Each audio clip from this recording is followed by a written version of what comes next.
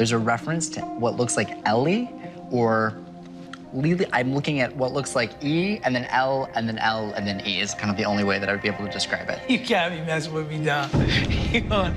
Come on, man. You gotta be Googling this stuff, Don, before you come in here, Don. Come on, we're not gonna do this.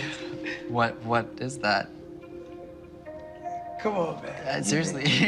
You messing with me, Don. No, not the slightest. You messing with me, Don. No. Come on. No, that's what's coming through. Who is that?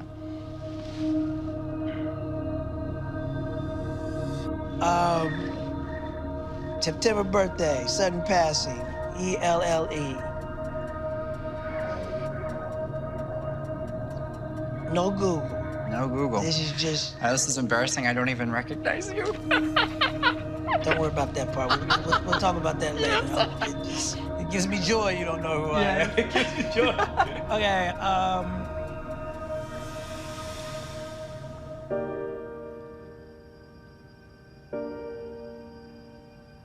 talking about Michelle Thomas. Okay. She was my old co-star from Family Matters. Right. And she died of stomach cancer. Quickly. I'm sorry. I'm sorry. And she had a lot of friends.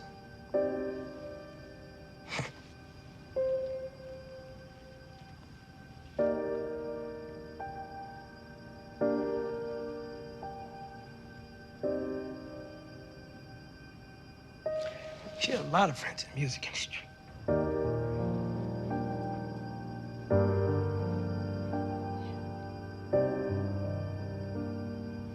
Come on, man, you gotta be Googling stuff, man. This is crazy, bro.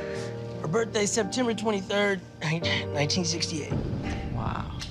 Wow. So that's 2 days after the 21 you said. All right. You about to get me memed up on Instagram. Not that grandpa. Okay, so let's see what we get. Give me 1 sec. This is strange. You have like a weird death here coming through, is like the way I need to kind of process this.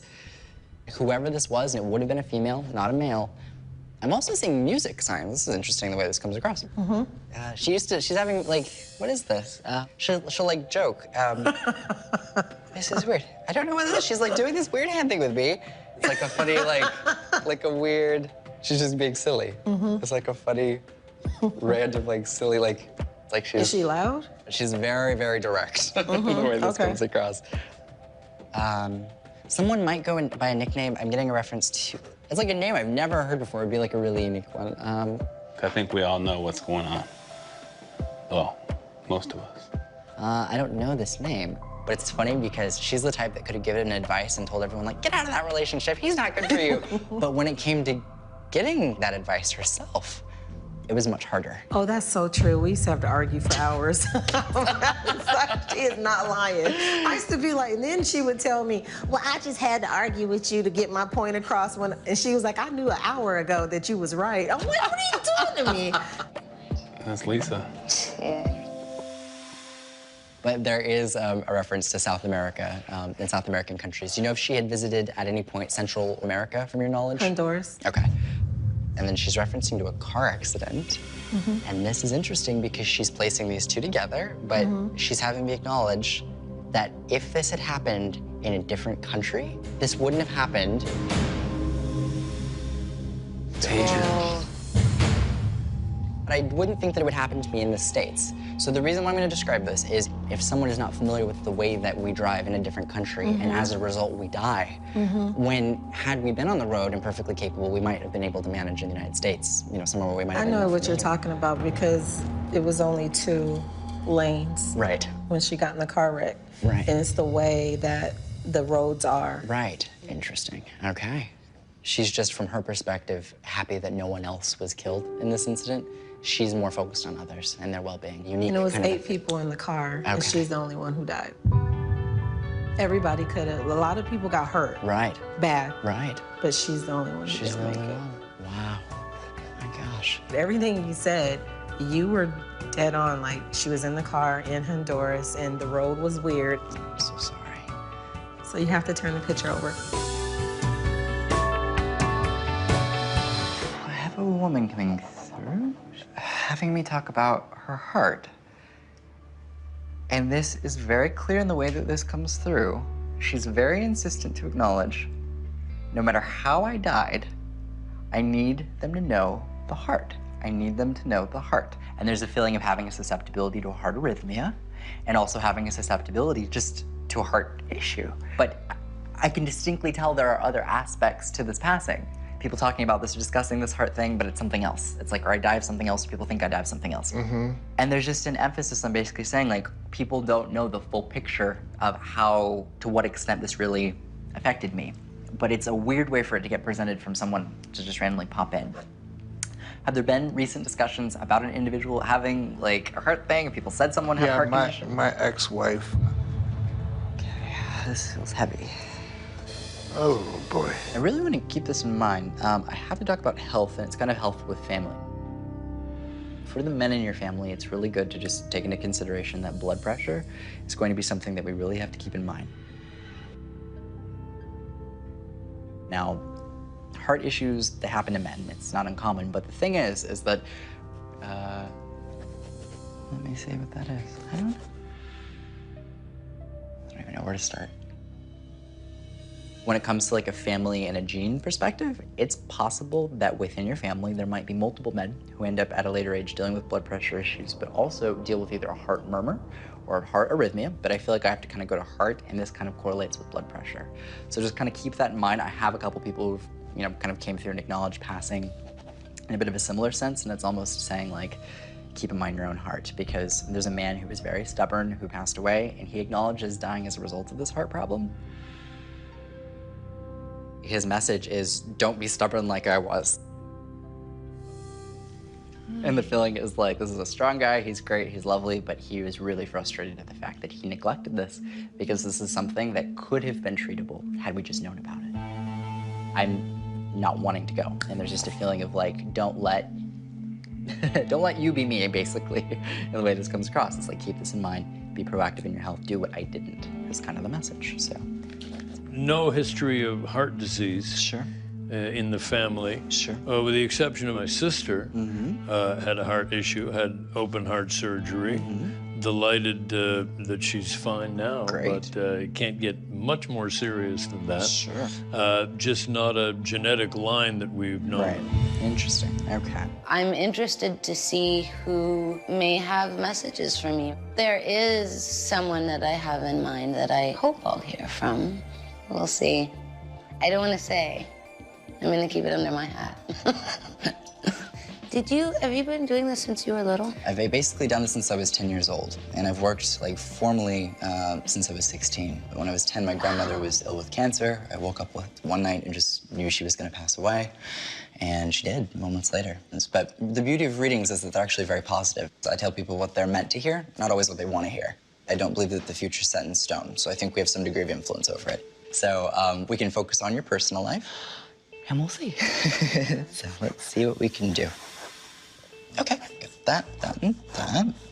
So now there's a reference to an opportunity to get into painting, specifically a reference to oil painting, and that's something that you'll have an opportunity to do. But the weird thing is there's also sculpting, and that's something that might seem completely left field. That's crazy. And it's like a new thing, but it definitely comes through.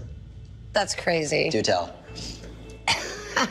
Last night, I called my boyfriend and I said, you know, I want to take sculpture classes because I bet if I could just get past the idea that I'm terrible at it and get some kind of guidance, I know I could do it because I've always made art, and sculpture is one of the things that I was just never good at, but I've always loved so much. Yeah. And just last night, that is so crazy that you bring that up. Yeah.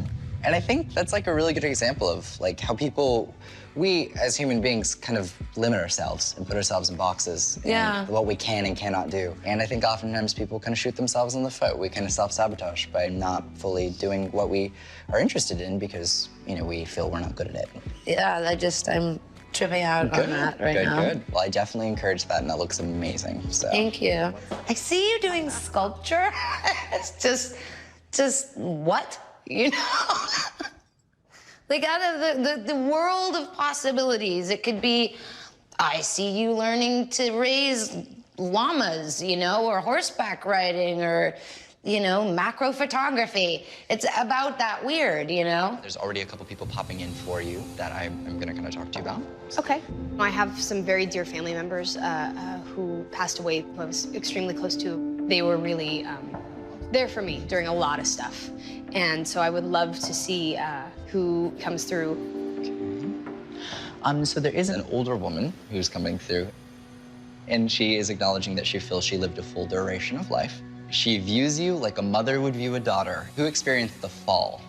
Someone had a fall before they passed. She's showing me a fall. My grandmother fell many times and broke her femur. Right. One leg was bowed so severely that she could no longer put weight on it because it would just snap. She did not want to be kept alive artificially. And like, do not keep me alive unless I'm doing it on my own. I don't want a breathing machine. She's doing this to me, which is always referencing to pulling something out. She talks about the incident where she pulled it out. Does that make sense to you? At the end, she, right before she passed, she wasn't able to eat anything. Right. And so they had to put like a food tube down her throat, and she didn't want it. Right. And she kept trying to pull it out, and in order to feed her, they had to put it back in, but she kept pulling it off, and she would pull the oxygen mask off, and she kept saying she didn't want this anymore. She didn't want that stuff. Yeah, and she didn't. And when she comes through, she's so relieved that she doesn't have to go through that anymore. And she's beautiful. I mean, she's just such, when she comes through so young and so beautiful. And that is how she wants to be remembered, truly. My Grammy had so many health problems, but you would never know it.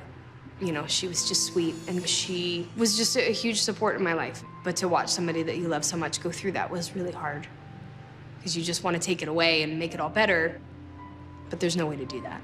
Does that make sense? Yeah. Okay. She's coming through and talking about the fact that you were special. Like, there's a connection of, like, this is my girl. Like, this is special. She's acknowledging that she came through in a dream. And she's acknowledging this was actually a very, like, healing kind of an experience, because it was like, oh, you're there. What did she say in the dream? I don't remember what she said in the dream, but I just remember her being there. Yeah. I remember, you know, I remember her presence in the dream, and I remember waking up feeling like, oh, okay. Right. You know, it was better. Right. No, there definitely are those connections that they make to us oftentimes.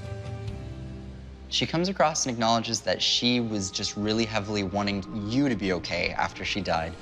I do have to ask, there is a reference to a recovered alcoholic. Oh, my. And she's making a reference to it of showing a lot of pride about the recovered alcoholic. So who would that be? Me? That's great. Yeah. Yes, she's so proud of it, because she's talking about, I'm seeing symbols of recovery, and this is coming through, she's giving me the thumbs up with this, of like, I went through this very strong, difficult bout, and I got out of it, and that's awesome. So please know that that's her way of acknowledging that. Right. She puts an emphasis on the recovery, and it's like, I'm so incredibly proud of that. Yeah. And that's what comes through. So please know that she's aware of that. It hit me in an emotional spot was when she said she was proud of my recovery, because my grandma, no matter what, was my biggest supporter. No matter what I had done or what I had screwed up or not screwed up, she loved me. Interesting, how this man connecting. Okay. I immediately have to highlight a man that's coming through who's kind of insistent to connect. And when he's coming through, there's an acknowledgement basically from his perspective that he feels like he got to live a pretty decent long period of life, but he feels like his life was cut short. He's saying that he withheld telling people about his diagnosis to some extent. So it's kind of like expected but unexpected, because it's like, I might be sick, but when I die, it's not like we're expecting me to pass. So, and immediately when I sat down, he's who I'm meant to connect to today. Check and see, connected to him, someone within family would have passed away of a cancer that affected the filtration system. To me, that's kidney, liver, or pancreas. Can I talk? Yeah, sure. That's my granddad. Oh, okay. That's why he died. Oh, wow, And okay. how he died. No way. Wow, okay, so that would be him. And I want you to know this, because this will actually provide comfort, that he actually saw the other side before he transitioned. And I need you to know that, and I've never said that. And he's coming through, and he's like, I knew where I was going because I saw it. Yeah. And I know that he knows that. Good. Because we used to talk about it all the time. He knew. He knew. And he wasn't afraid. Wasn't scared. I was about to say that. Yeah, he used to laugh because everybody thinks I'm scared, but I'm not scared of dying. And we used to have long conversations about it. Please know, he knew where he was going, and he knew that you knew that. And that's so important. For Tyler to pick up on all of those details because my granddad had cancer for a long, long, long time, but didn't tell anybody until the cancer was so bad that he couldn't deny it because he was gonna die. So the way that he told everyone was very sudden and very abrupt. He used to always say to me, I know I'm not gonna pull through. He used to always say, thank you, because I can only talk about my death to you. So we used to have secret conversations, me and my granddad, and that's crazy that Tyler picked up on that.